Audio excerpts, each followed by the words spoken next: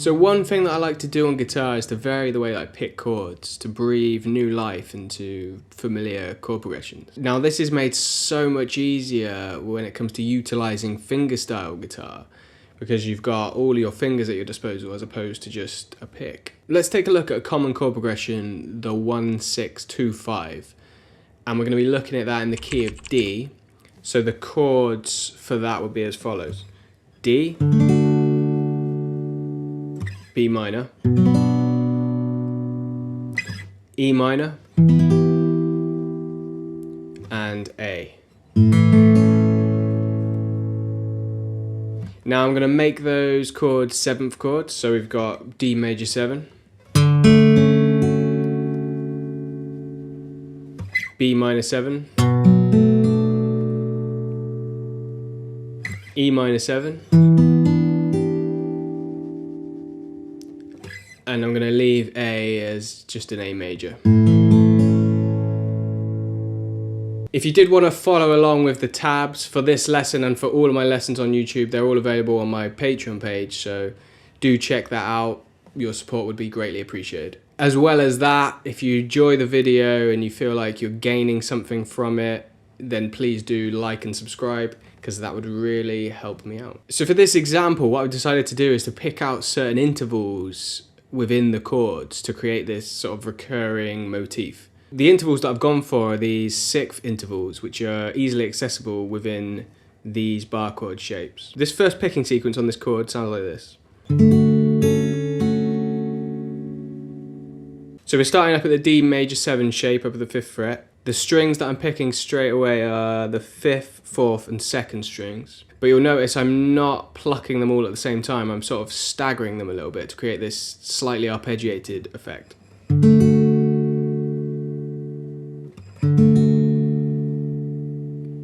I'm using my thumb, 1st and 3rd fingers to pluck those. So then I'm using my 1st and 3rd fingers again to shift to the next 2 strings down. So they were on the 4th and 2nd strings, and then they're shifting to the 3rd and 1st strings respectively. And then they pluck those 2 strings, and then they come back to the 4th and 2nd and pluck those 2 strings again to create this effect.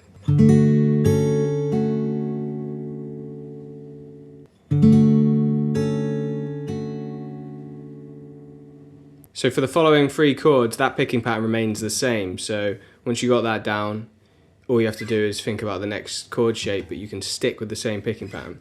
So we're going to go down to B minor 7 and do the same picking pattern again.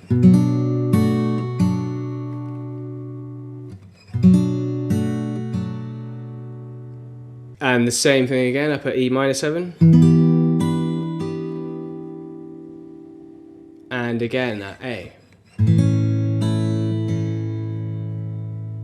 Now, to start the next loop, I'm anticipating the chord by coming up and playing the 5th of the chord before the bar starts. So it goes. And then again, I'm staggering those next 2 notes that I pick. So we got the 5th, and then I play the root, very closely followed by the 3rd.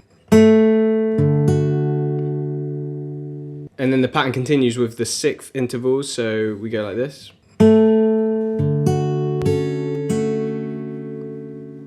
And then back to the familiar pattern with B minor. Except this time I'm taking my 2nd and 3rd fingers off and playing the same 4th and 2nd strings, but I've still got the bar at the 2nd fret. So I'm playing those and then hammering back on with my 2nd and 3rd fingers to create this sound.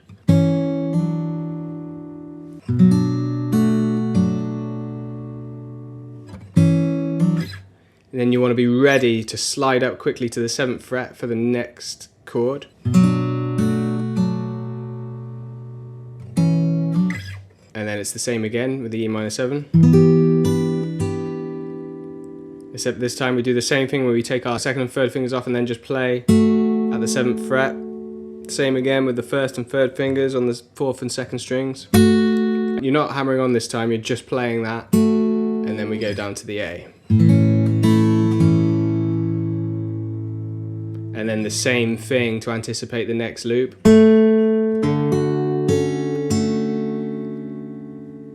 Then we come down to this new chord, which is an A first inversion. I'm getting that by using my 2nd finger on the 4th fret of the 5th string, 1st finger on the 2nd fret of the 3rd string, and my little finger on the 5th fret of the 2nd string. You could maybe experiment with using different fingerings there. That's the one that works for me.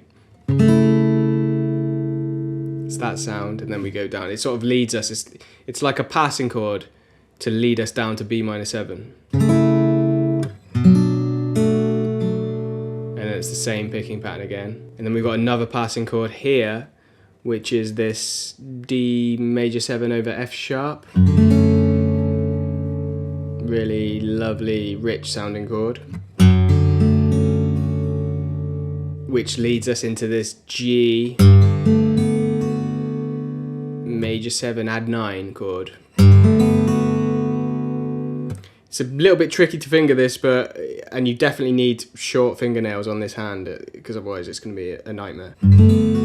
I'm fingering that by using my 3rd finger to get the bass note, and then I've got my 1st finger on the 2nd fret of the 3rd string and my 2nd finger on the 2nd fret of the 1st string. We're playing the chord, and then I'm sort of picking down the chord. So I'm starting on the 1st string and then going through the strings, so 1st, 2nd, 3rd and 4th strings. So we get this effect.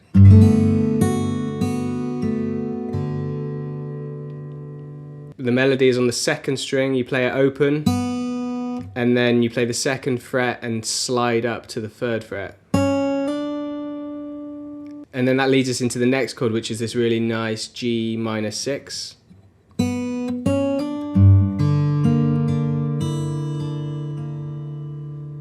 And I'm doing that with my 2nd finger, getting the bass note, and then my 3rd and 4th fingers are on the 3rd fret of the 3rd and 2nd strings. And the 1st string is open. That sequence sounds like this. And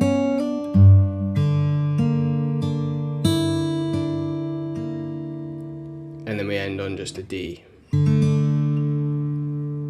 So there we go, that's the lesson. I hope you enjoyed it, and I'll see you on the next one.